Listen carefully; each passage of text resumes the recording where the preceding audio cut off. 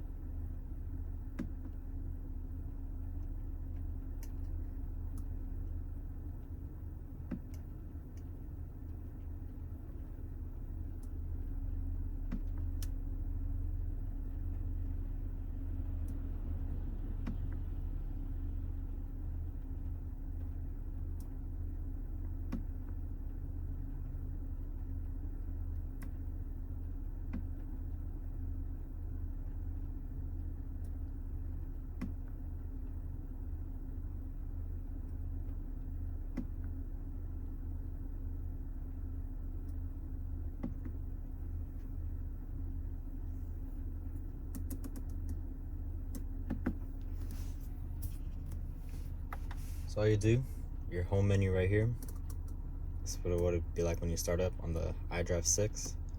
Scroll over to My Vehicle, Vehicle Settings, Lighting, Interior Lighting, and then you have the option of turning it off.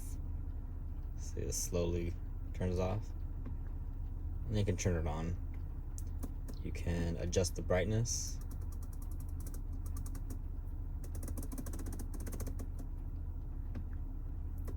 And then dim for night driving.